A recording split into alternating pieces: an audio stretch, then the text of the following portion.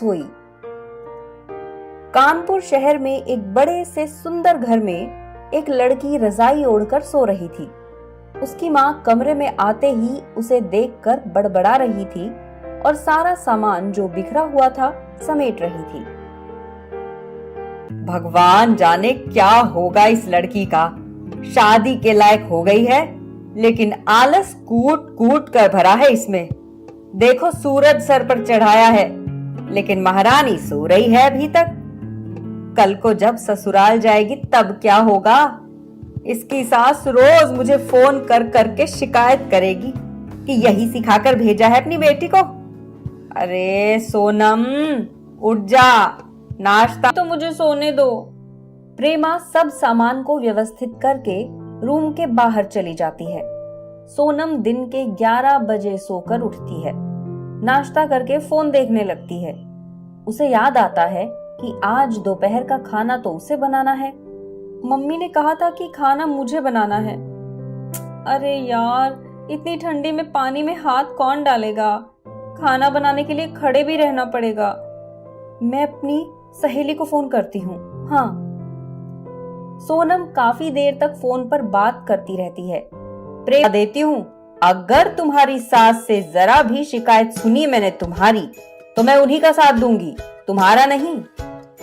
तुम फालतू की चिंता करती हो मम्मी, मेरी सास ऐसा कुछ नहीं करेंगी। कुछ महीनों के बाद सोनम की शादी अच्छे से घर में हो जाती है। कुछ दिनों तक तो सोनम को काम नहीं करना पड़ता, जिससे वो बहुत खुश होती है। हनीमून से वापस आने के बाद अगले दिन उसकी सासू माँ सुमित्रा कहती है, आज से खाना तुमको ही बनाना है बहू। अब इस घर की जिम्मेदारी तुम्हारी है। एक काम करो, शाही पनीर, आलू पराठा, बिरयानी और दाल मखनी बना लेना। सुमित्रा ऐसा बोलकर किचन से चली जाती है। तभी सोनम फोन में कुछ देखती है। 10 मिनट में ही सारा खाना तैयार कर देती है। बहू, तूने इतनी जल्दी खाना बना लिया? हाँ माँ जी, अब मैं बहुत थक गई हूँ। हाँ, पनीर में मसाला काटो, मसाला भूनो, उसी में कम से कम तैयार करने में 25 मिनट लग जाते हैं। लेकिन इंस्टेंट पैकेट लो, पानी में घोलो, शाही पनीर की सब्जी तैयार। बिल्कुल होटल जैसी सब्जी है। और ये आलू पराठा भी सब रेडी था, बस घर में तवे पे गरम करना था बस। खाने के बाद सुमित्रा किचन में जाती है तो सोनम को बुलाती है। सोनम और उसका पति किचन में आते हैं। तुमने गैस चालू छोड़ दी, देखो। अब मैंने इतना काम तो कर दिया, मेरे से करे नहीं होता, मैं बहुत थक गई हूँ। अब धीरे धीरे सोनम का रंग ढंग समझ में आने लगा था।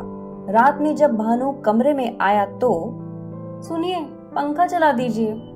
तुम इतनी देर से बिना पंखे के क्यों बैठी थी? तुम्हें गर्मी नहीं लगी? मैं लेट गई बिस्तर में, कौन उठता। अब आप कमरे में आने वाले थे ही, इसलिए मैंने सोचा आप कमरे में आएंगे तो आपको गर्मी भी लगेगी, तो आप पंखा चला ही देंगे। सुमित्रा और भानु को समझ आ गया था कि सोनम बहुत आलसी है। एक दिन तीनों हॉल में बैठे थे। जैसे ही भानु फोन रिसीव करने के लिए उठता है, अजी सुनिए, आप खड़े तो हैं ही, मेरे लिए पानी ले आएंगे, बहुत प्यास लगी है। प्यास लगी थी, पी लेती पानी। आप उठ गए हैं तो ले आइए ना। सुमित्रा को ये बात बहुत बुरी लगती है।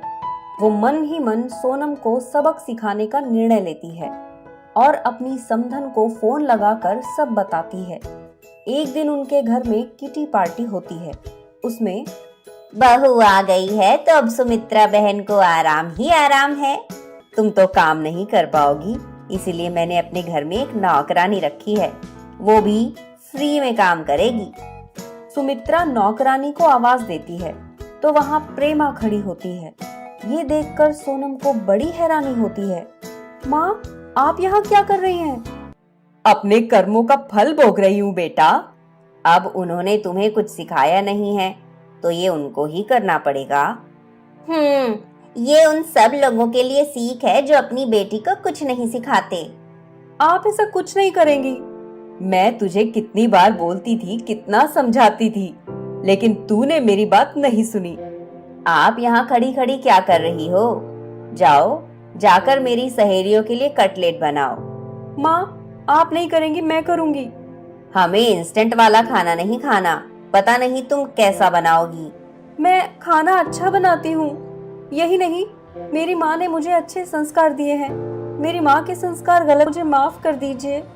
आज अकेले मुझे काम करना पड़ा तो समझ आया। ये घर तुम्हारा है। अगर तुम अपने घर को संभालने में आलस करोगी तो कल को तुम्हें बहुत परेशानी उठानी पड़ेगी। तुम्हारा घर है, किसी और का नहीं। ये इंस्टेंट पैकेट वाला खाना रोज रोज नहीं खा सकते बेटा, इससे सेहत को नुकसान होता है। और हम दोनों हमेशा तुम्हारे साथ नहीं रहेंगे। नौकर से भी काम करवाने के लिए तुम्हें काम आना चाहिए। अब सोनम पूरी तरह बदल गई थी। उसे ये बात अच्छे से समझ आ गई थी। वो अच्छी बहू की तरह सब संभाल रही थी। भानु की भी हर छोटी से छोटी चीज का ख्याल रखती थी। सुमित्रा सब जगह उसकी तारीफ करती रहती थी। अब उसने टिफिन सर्विस चालू की।